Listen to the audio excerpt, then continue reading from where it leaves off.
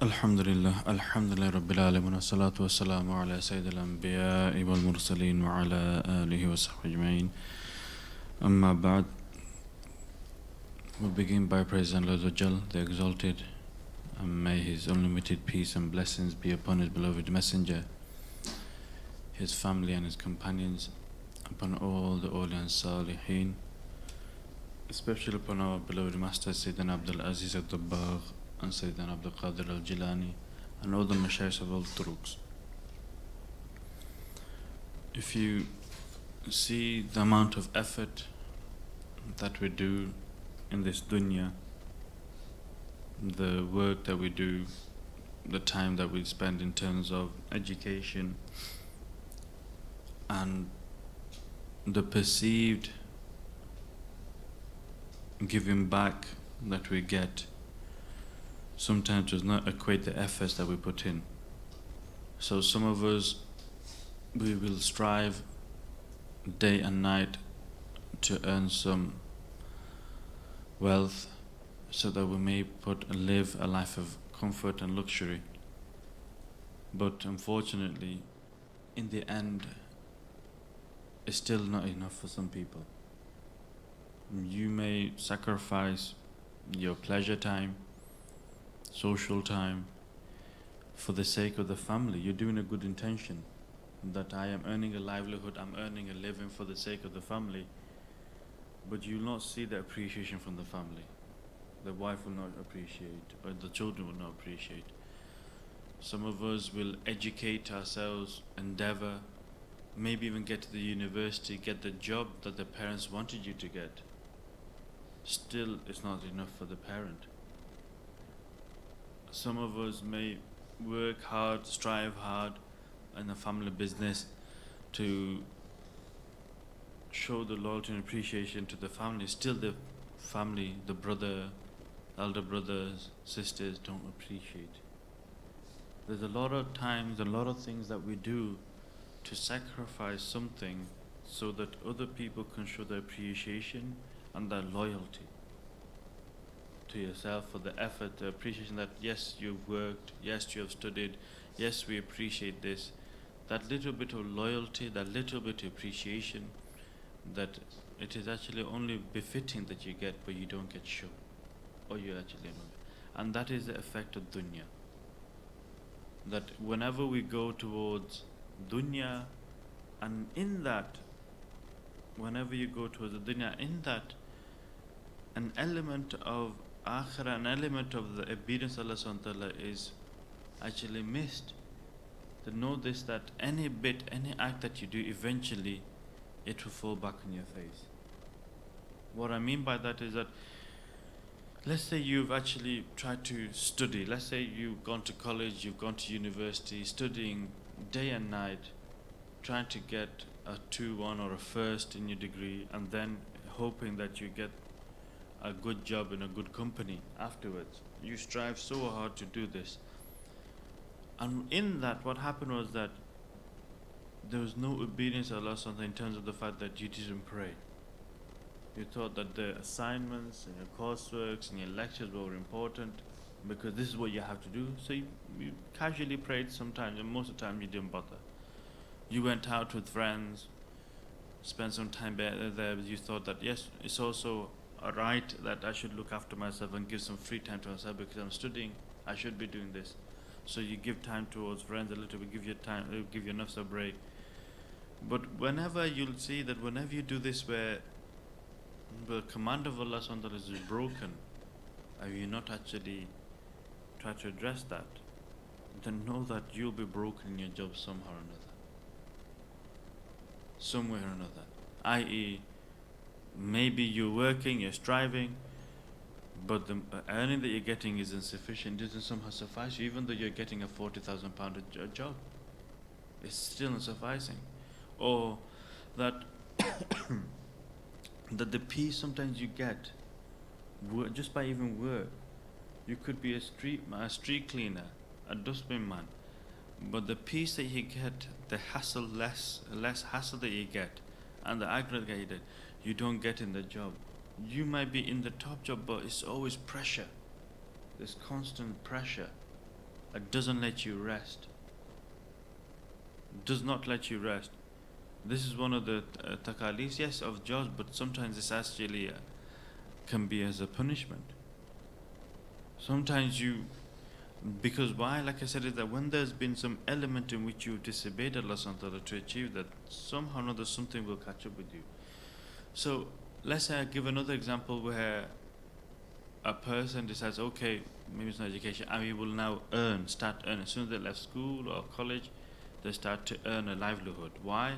Because they realize that, okay, I am not a person who can actually into education, I'm not going to be such good. Okay, I can start earning with my hands, earn with my feet. I'll try to actually achieve the wealth from a young age. I'll try to achieve as best as I can and move up the ladder this way. So they work for somebody or work under someone or work for the family, but they're slowly trying to get up the ladder. Why they're doing this is, again, they're trying to show that the family, the parents, that yes, I'm not a lost cause. I'm still one of your child. I still can actually give you something and make you happy. Even though I couldn't give you the degree to make you happy, I will show you through business that I can make you happy. So what happens? The child sacrifices, the work, they're really serious, they put their head down, they fully work, but in that, like I said, is that something goes wrong in the command of Allah subhanahu wa ta'ala. Something, they actually disobey Allah subhanahu wa ta'ala in the working, in the dealings, maybe they defraud, they deceive, something. If this happens, what will happen is that the very people that you were trying to show and make happy, they will turn on you. They will turn on you. Meaning that the father, yes, you will give the money to the father, he'll be happy, but it seems that he's never happy. You show the wealth to the parents, they seem to not be happy or satisfied, but they keep on mourning rather than being happy.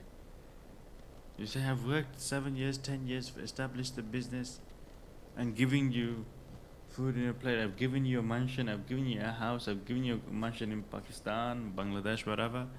How come there's no loyalty, there's no appreciation? So all those efforts and striving that people say, oh, we strive so much, earn a livelihood, living. Yes, I am satisfied, but family isn't pleased. Family isn't showing appreciation. Parents are not showing appreciation. Children are not showing appreciation or loyalty. Friends, brothers, it seems as though that his own little world, his own little society is caving in on him. And he cannot understand. Let alone friends, even mulk, countries will actually turn their back on you. Look at the brothers and sisters, unfortunately, of Burma. Look what's happened to them. Look at the people of Palestine. Look at the people of Iraq. Look at the people of Syria. Countries can turn against you. In other words, is that there's nothing in this world that if you take for granted that thinking that they'll stay loyal to you, understand that there's nothing in this world that will be loyal to you unless they're obedient to Allah and His Messenger. And the only beings that will ever be loyal to you and show appreciation to you is Allah and His Messenger and the Awliya and Salihin. If you look at the fact, if you look at all throughout history, from all prophets, times of the prophets to the times of the Sahaba to the Awliya, lives of the Awliyas and Salihin, you'll see this example that they've echoed, is that do not expect the dunya to show loyalty to you. Do not expect the dunya to show loyalty to you. Only loyalty and only appreciation that you'll get is from Allah and His Messenger.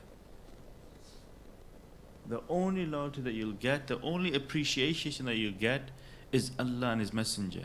Others can leave you. Your business can go, your family can go, your health can go, your house can go, your country can go, your status can go, nationality can go. Amazing thing, isn't it? You can even lose nationality. If you are a person who doesn't have the technical definition, is that if you want to meet an alien, this is an alien. If you're born in a country and you don't have the nationality of the country, you're known as an alien. If you are a person who does not have a nationality, you are technically a refugee, but you're an alien, technically. Because there's no belonging. You don't belong. In other words, they're telling you, you don't belong in this world. The strange thing is that no matter what you do, that's something that can never be stripped of you. What is it? Is that You, me, yourself, myself, and everybody are all servants of Allah subhanahu wa ta'ala. They can never strip that off us. No one can strip that. Nobody can. And the wonderful thing is that, yes, people can take nationality off you. They can strip things off you. They can take things off you. Take your land off you, your house off you, possessions off you. But the one thing that they cannot do is strip the status of servanthood off you. If this is the case, that Allah subhanahu wa ta'ala will not allow this to be departed of you, and through that status of servanthood, you can attain the riches of Jannah and divine pleasure and the kingdoms of heaven and earth, you can achieve this, then surely that must be the place and that must be the being that we should all turn to in loyalty and submission. If we just analyze and look for a short while, my brothers and sisters, is that if you analyze and ponder the amount of effort that we do towards the dunya, the work, the studies, the striving, and the difficulty that we project and we say, and we honestly say, we project that, oh, to practice the deen is difficult, to be obedient to Allah is difficult, I find it difficult. If you were to actually take the effort, the hours of effort, the resilience, the single-mindedness, and the concentration, devotion that we do towards our studies, towards our jobs, towards earning, if we now take that and put it and apply it into ibadah and worship, that I believe, in my opinion, that every single person here will be the wali of Allah, without a hesitation. The effort and the striving that myself and yourself do towards the dunya, that person who's so determined when he's in school or college, so determined towards and trying to aspire to gain that college or the university, the right grades, so determined to aspire to get the right job in the right place. If we can, that even clarity of mindset, that focus and that drive and that focus that they have towards that goal of achieving a job at the end of their studies, if we were to put that person the same drive, the same goal towards Allah and His Messenger, they would achieve. That person who has a mindset that, okay, I don't have the education background, I'm not such an intelligent person, but I can graft, I can put effort. And he has that mindset that within 10 years, I want to be a person who owns a business, my own business, have people working for me. I want my own house, my own car. He has that mindset. That person who strives, works, and you've seen it, you know people yourself. You may be one of them as well, where they will go to work at 6 o'clock, 5 o'clock in the morning, come back 6 o'clock, 7 o'clock in the evening. Year after year, all their lives, why they've got this determination, drive and goal, they had this. If that person was to take that determination, drive and clarity of thought towards the path of Allah subhanahu wa ta'ala, they would achieve Allah subhanahu wa ta'ala. But if you were to put another person, say, brother, look, wake up for Fajr, 5, 6 o'clock, oh, that's difficult. But that person never struggles to get up for work. If you ask that person, sacrifice his sleep, but if he has to go and taxi all night, that's not a problem. You see what I'm trying to say is that effort, the striving that we do towards the dunya, unfortunately it doesn't reciprocate back towards the dunya. It doesn't give us the amount. But if we were to show that little bit of effort towards Allah and His Messenger, it's not just a little, you get so much more back in this dunya as well as the akhirah. Most importantly is the fact that if you were to strive, all of that thing that I'm talking about is that you've all experienced it. Every single one of us really want that, where you've done mehnat, you strived, you worked, you've grown up, and you tried to make others appreciate and show that little bit of loyalty towards yourself, that I have actually tried this for the betterment of the family, for the betterment of our relatives, for the better of myself, my family, my brother, my mother, my father, my society, my country. Yesterday they don't reciprocate that back towards you. It hurts. It hurts you. You feel stranded, and you think, what was the point to all of this? But if you come up to actually realizing this right at the end, then all those years that you've actually wasted in trying to actually please the people that you didn't need to, but you tried to please those people, and you realize at the end that it was all worth for nothing. Had you realized at the beginning or in the middle, only at the end, that really the person or the being that I should have pleased is Allah subhanahu wa ta'ala and His Messenger, then I would not be in this position now. What is that position? How many people do you know the family have left, the wife have left, the children have left? How many people know that they've lost their business? How many people do you know that they lost their job? How many people do you know that they lost their status, their nationality? They lost their land. But had we realized earlier, truly we could have achieved something. Or we would never feel like this. So that's why every day the dunya is knocking and is trying to give us a message. Every day the dunya is knocking, saying, I am dunya, look what's happening. Yes, take as a lesson. As for example, you've seen the crisis in our brothers and sisters, Allah subhanahu wa ta'ala protect them and give them sabr jamila this difficult time and help them. Is that you're seeing how our brothers and sisters are in Burma, our Muslim brothers and sisters in Burma. Now you might be saying, oh yes, we should feel upset, you should feel upset, and yes, this is very bad, this is very bad.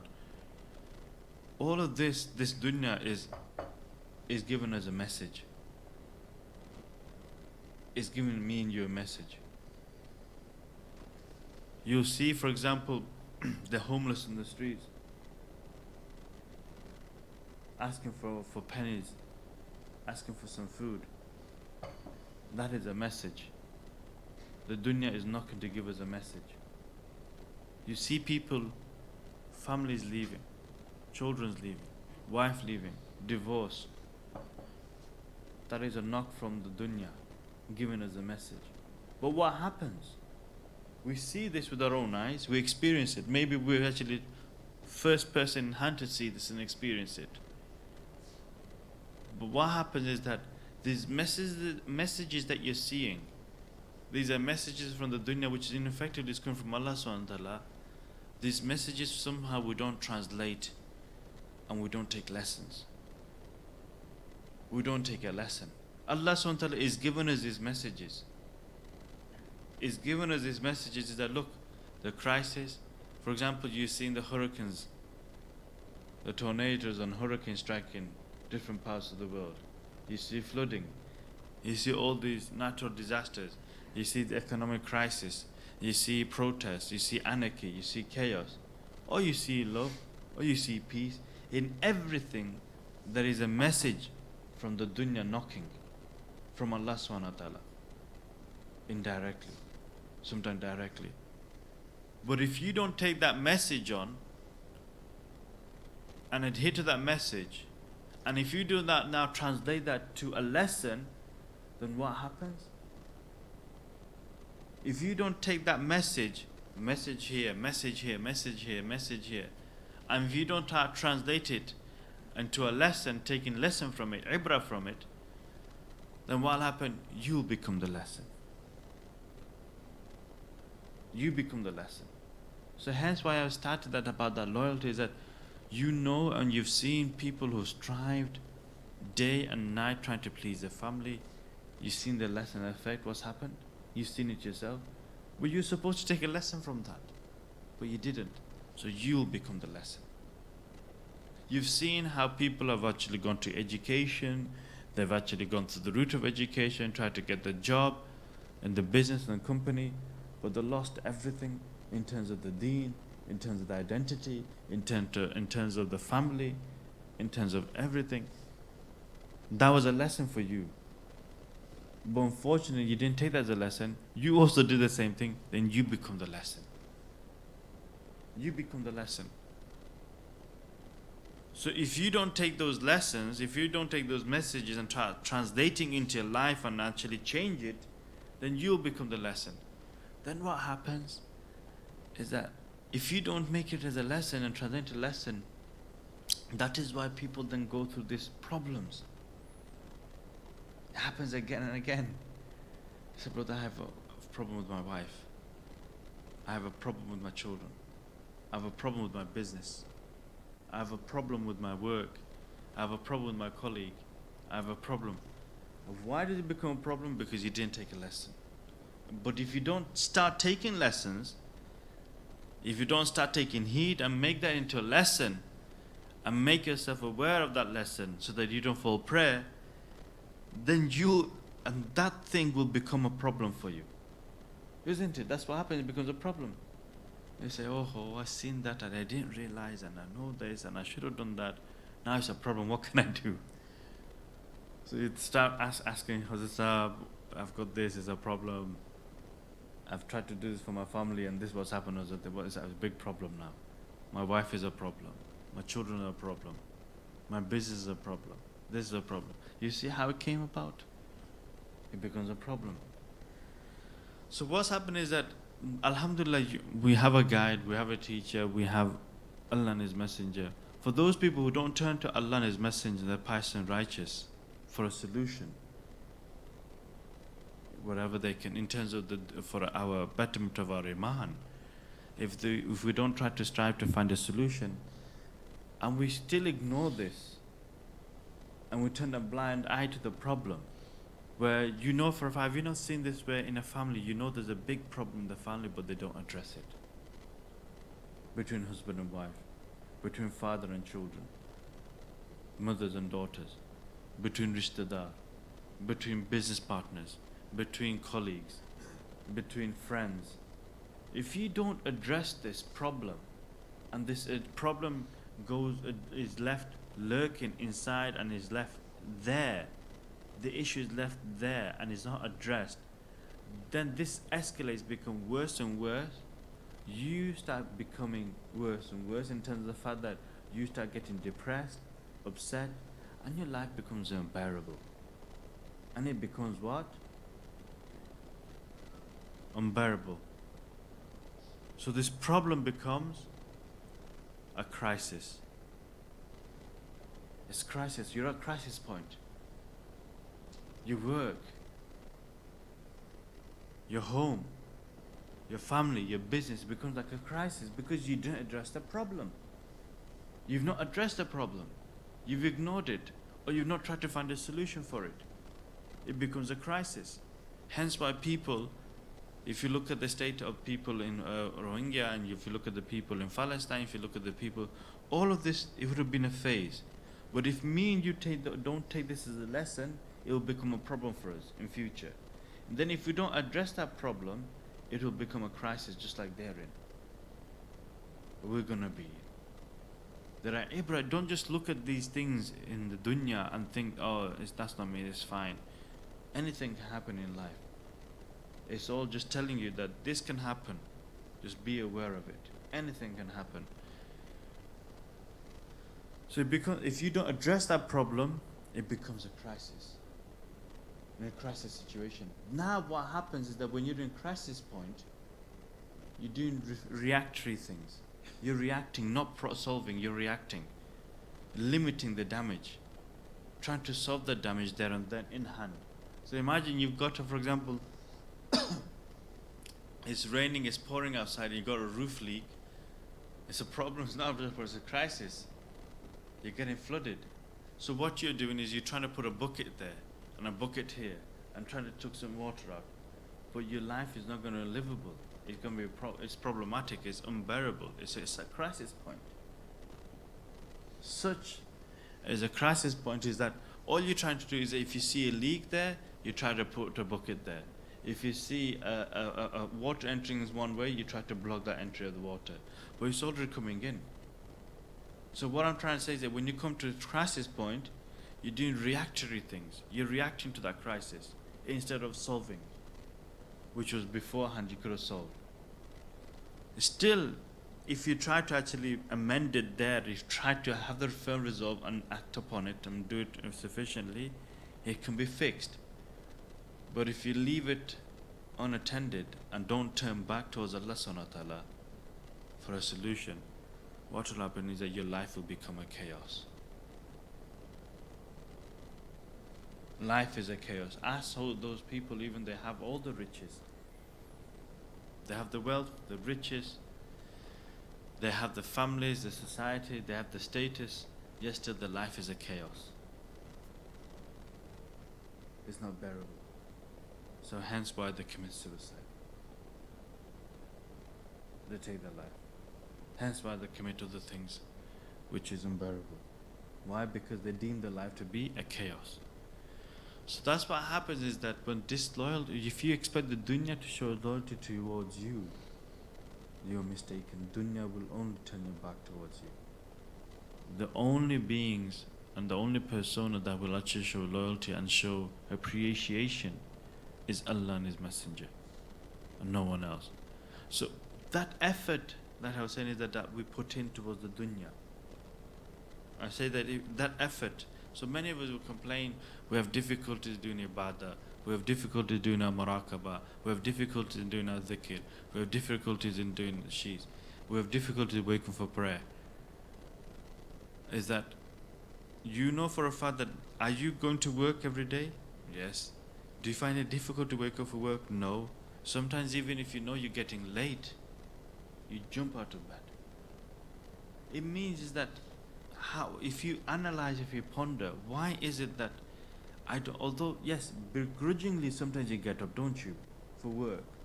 Begrudgingly mean that you want to lie down, you want to sleep, but you know you have to go to work. You know you have to. There's that mindset that I have to, I know I have to, I got to. There's no chance that I can actually fail to miss it. If we can insert that mindset and that priority in our heads for salah, then salah doesn't become difficult. You take it. Take the burden of a little bit less sleep. Take the burden of little bit of discomfort of getting up. You take that burden just like you take the burden for your work or for your education, for university, for college. You don't want to miss the bus, so you get up and you run. Similarly, you want to get up, that energy, that mindset, that focus, that drive that you have for the job, for the work, for the education, for the business, if you can apply that towards Allah subhanahu wa ta'ala, towards your prayer, it's not difficult. It means you making that difficulty. Because you have that mindset. You have that level of understanding towards the dunya now applied towards the deen. That mindset that you got, that, for example, like I said, is that nobody misses job. Why? Because there's money at the end. You know for a fact that how you understand is that there'll be money given at the end, and I want to make sure I get as much money as possible. I don't want to lose out. Similarly, is that yes, we don't do but because there's different mindset, is that if I pray, if I get up and I pray, I achieve the pleasure of Allah, and I achieve Jannah in the hereafter. Put that as your focal point. And make it stronger, make it firm.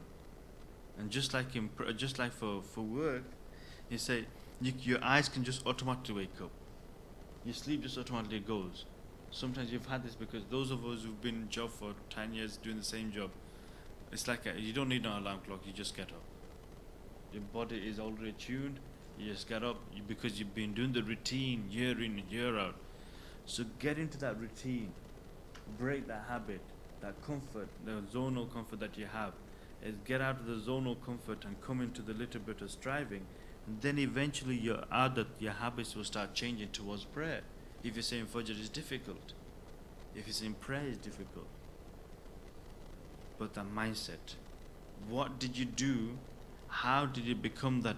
For work, you don't feel the tiredness. For work, you don't feel the lethargy. For work, you don't feel that, that loss of sleep. You don't feel grieved that I lost 5 hours sleep or 2 hours sleep or 1 hour sleep, half an hour sleep. You don't feel grieved. For work, you don't feel like this. How can we develop that towards our prayer? Because you have the mindset, it's there. It's just a matter of channeling it towards deen, towards the path of Allah, towards Allah and His Messenger. For those of us who have that clarity of thought and striving towards that goal of that job, sometimes you speak to some people, they know exactly how they panned out. They want to be there, there, there, there, and there. And they, my gosh, honestly, they know they are completely planned out. That's how we can be towards our path to Allah and towards His pleasure, towards our akhirah. That is our goal, that is our destination. I want to be here, I want to be here, I want to be here. What me and you are doing is that, initially we might have had that clarity of that, what me and you are doing is that, yeah, I'm on the bandwagon of the ship of Tariqa Muhammadiyah, alhamdulillah. I boarded the ship and that's it. And some of us are jumping out of it but we're not realizing it. I boarded the ship and we're satisfied. But where's that aim, the where you want to be on that ship and where do you want to be and where do you want to go? Do you still want to be where you are? Surely there must be more that you want to experience. Surely there must be more that you want to achieve.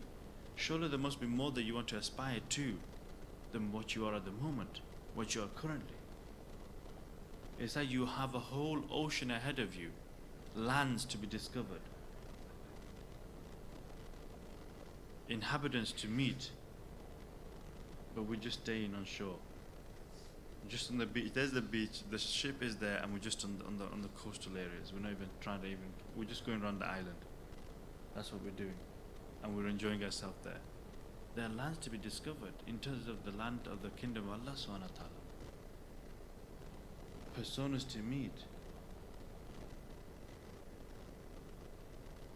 personalities to follow and to become, character to embolden, character to mold, actions to be admired of, actions to behold, people that we want to become, but we are not yet, and we have forgotten.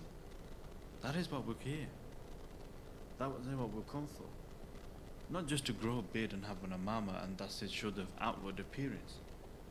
But that the beauty of the religion, the essence of the deen, the characteristics, the moral fiber that makes a Muslim, which we said there was deficiency in me and you. The deficiency, and we said that we want to become that, we try to become that. The action that was lacking, and we said we want that action. The characteristic was not present, and we said we want that characteristic. The mannerism that was not there, and we said I want that mannerism. The attitude, the values, the morals, the ethics that is so beautiful in Islam and in Deen and in the Prophet ﷺ that we at strive for, we said that we want to become, and we have not achieved yet. And we're still 5 years, 10 years still on this boat of non-achievement. Hence why that person who had that goal, that 5 years time I want to be down the line, in 3 years time I want to be here, 4 years I want to be here, 10 years I want to be here. Where is mine and yours? Where is it? I know the argument could be, you could say, brother, that is not in our control. You say, where we are, yes, that is not in our control, that we don't know how far we can get, this is not a race. True. But is your level of effort, and is your level of striving, and is your level of determination and zeal still the same, or has it actually fallen and gone away? Are you still doing the very acts that you're doing at the beginning in terms of the ibadah, the worship, the striving, the motivation, the zeal, the wantonness? Is it still there towards that goal, or is it just ad hoc? Like I said, is that, as they say, we'll go with the flow. Challo, we'll do whatever we do. Is it like that? So in other words, is that you need to analyze. Only you yourself can just actually answer that question. Is it still there? That's why I said is that person with that mentality, if we apply that to the path, he will achieve something and get somewhere to higher levels. But where is mine and your aspirations then? Are we still satisfied of just praying, if we are still praying? Are we just satisfied doing dhikr? Are we just satisfied just with that and that's it? Is that what we come for? Or are we satisfied that until we meet Allah subhanahu wa ta'ala we will not be satisfied? How will we become? So it's all about mindset, all about understanding that sort of determination that people show towards the dunya, if we were to have a little bit, some maybe even 20% or 30% towards our deen, we would actually be quite far. But what we do, in myself and yourself, what we'll do is that we show full effort towards the dunya, and then deen is like a side dish. If you have it, it's good, it's nice, it's fashionable. Like that handbag, it makes you look good. You know, women have the accessories, they need to have the handbag. Whatever, I don't know. Something that I've seen is that every single dress needs a handbag and pair of shoes. They cannot wear the same shoe for the same dress. They can have the one handbag has to go with another with one dress. It's very only women will be able to tell you is that, and that's what we made it, is that we like to have the attire of piety, the amama, the beard, the clothing. We like to have that attire. It's fashionable, it's nice, but the real essence of it is not there. Hence why people can see that when they talk to us and they mingle with us, they can see that this person is showing the attire of piety and righteousness. Unfortunately, his speech is not showing that. His action is not showing that, reflective of that. His attitudes, his morals is not showing that, reflective of that. So what's happening is that with that, we make deen fashionable. I love this is because it's a fashionable thing now, isn't it? You know, in the past we used to struggle to get people to have a beard. Now beard is a fashion. It's wonderful. I love it. It's beautiful. Our brothers looking beautiful with the beard. Well, I'm not complaining. Let them have a beard, whatever they want. I'm not going to say anything. But it's fashionable. It's fashionable. So what's happening is deen is becoming a little this fashionable, but then the actual essence is not there. Essence of the deen, essence of Islam, essence of Muslim is not there. Then it becomes, no matter how fashionable it is, if you know, no matter how beautiful or pretty a model may be, or a person may be, but when you realize that person is flawed in terms of character, in terms of attitude, in terms of values, then no matter how pretty they are, no matter how good looking they are, no matter how fashionable the dress sense could be, you don't know a mile away from. You don't want to be with them. So don't make the deen as a fashion statement, make it a life statement. Deen Islam is not a fashion statement, it's a way of life, it's a life statement of this life and my akhirah, my journey. That this is who I am. This is my identity. This is who I am. So that zeal and that striving that person has, if we apply that to the path of Allah subhanahu wa ta'ala, we will achieve something.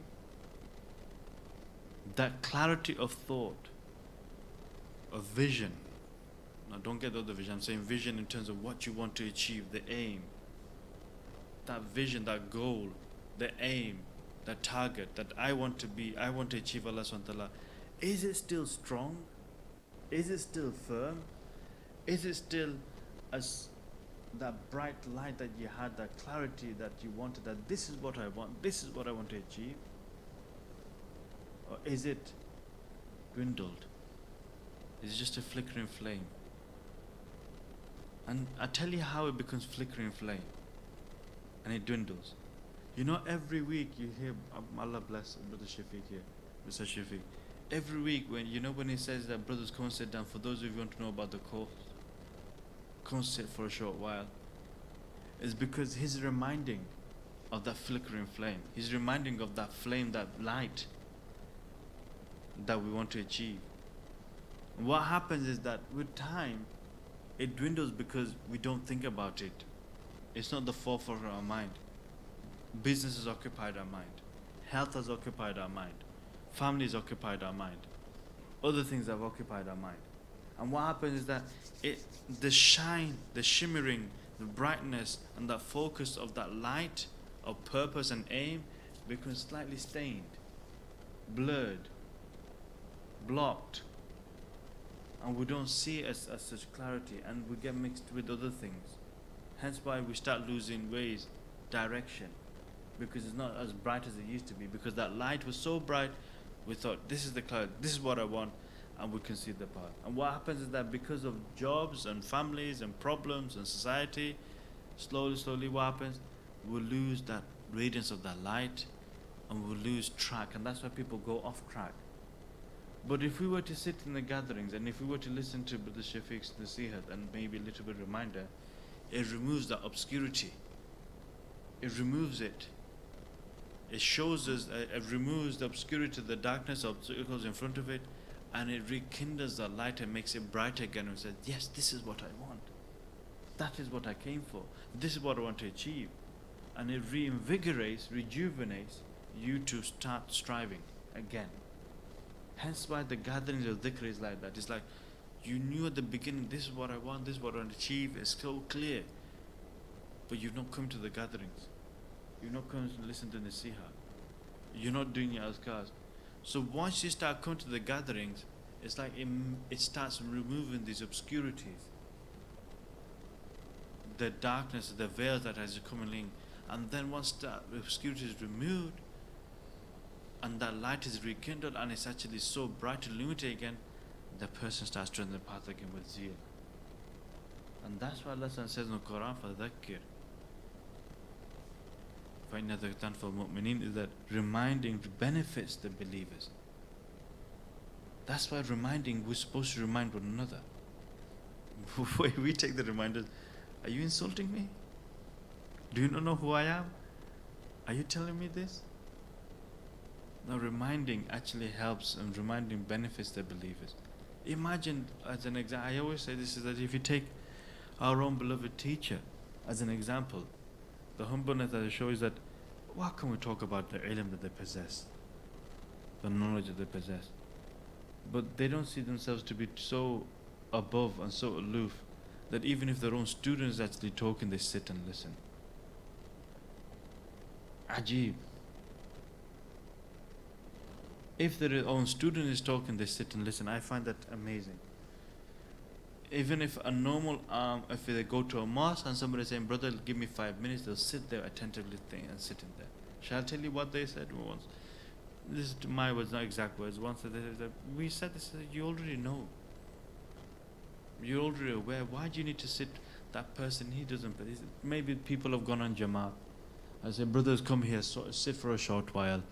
Let's remind one another about our iman, our faith. Let's just remind about akhirah for a few minutes, 5 minutes. I said, but you are aware, you're so versed in the Quran, you're well versed in the hadith, you're well aware of this, you know the part of Allah subhanahu wa ta'ala. What is the need for you to sit there? More like you should be telling them, let me tell you a few things. What they said was that when we sit, we don't sit there to actually learn as such as that. We sit there to ask ourselves that, am I doing what he's telling me, what he's saying? And we're ticking the boxes. We sit there, one is that yes, reminding has the benefits, but then we sit there as if that this person reminding me is like a reminder from Allah subhanahu wa ta'ala. And then I check my heart and I check my ways, is that, am I doing what that brother is telling me? If I'm not doing it, that's a beneficial reminder because I need to be doing that. And if I am doing it, alhamdulillah, I praise Allah subhanahu wa ta'ala and I thank Allah that I am doing what that person is saying. So it was good. It's like a checklist. It's like a checklist. When they sit, is that this, but when me and you will be sitting, I've heard this before. Okay, when will this guy finish? When will he finish? Oh, he's saying this all wrong. Oh, I said, doing it all wrong. That is why they are the friends of Allah and we are still the friends of dunya. That even, that's why the likes of Imam Abu Hanifa rahimahullah can, what did they say? Sayyidina Imam Abu Hanifa rahimahullah, our Imam in fiqh and aqidah, what did they say is that, what did they say is that they took lesson from what? Even a dog. From a dog. They took lessons even from non-Muslims. And me and you to sit with our fellow brother, oh, what can we learn from him? Oh, what is he saying? Oh, he's like, oh, I cannot. I heard that some brothers even, before they inquire who's doing the bayan today, and then they won't come in accordance to who's doing the bayan. Some people, they've even such that they've even come to the masjid, they've stepped foot and they've seen who's doing the bayan, and they've left straight away by seeing who's doing the bayan. This is deplorable. Why is it deplorable? Is that hidayah is not in the mouths and the hands of the speaker.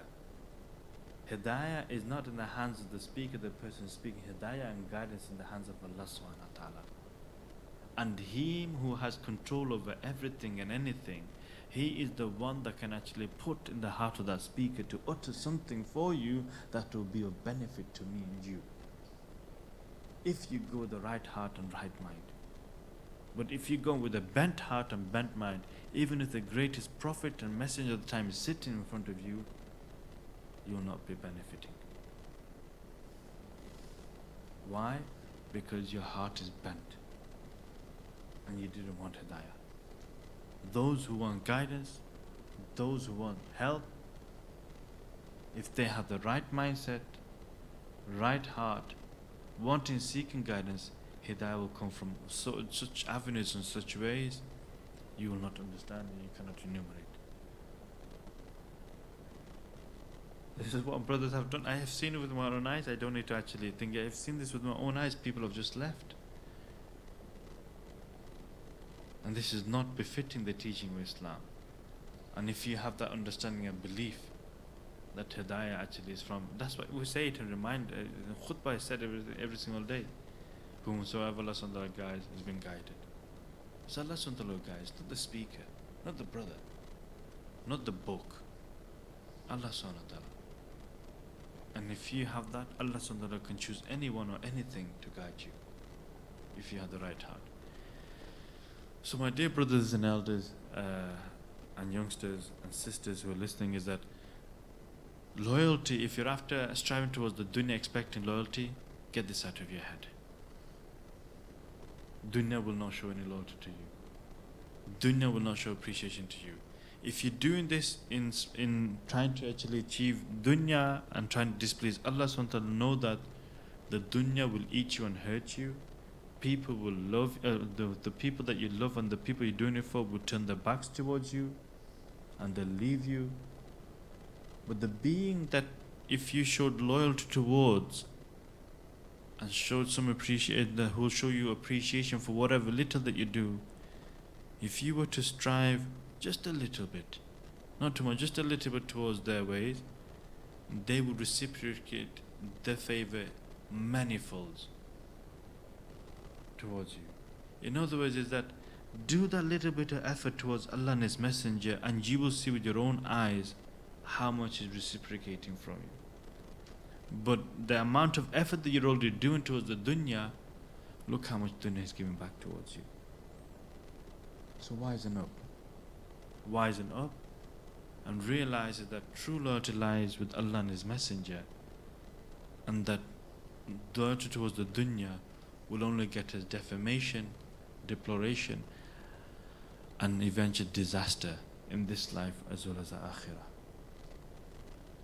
جزاكم الله خير وأحسن الجزاء سبحانك اللهم وبحمدك أشهد أن لا إله إلا أنت أستغفرك وأتوب إليك بارك الله فيك.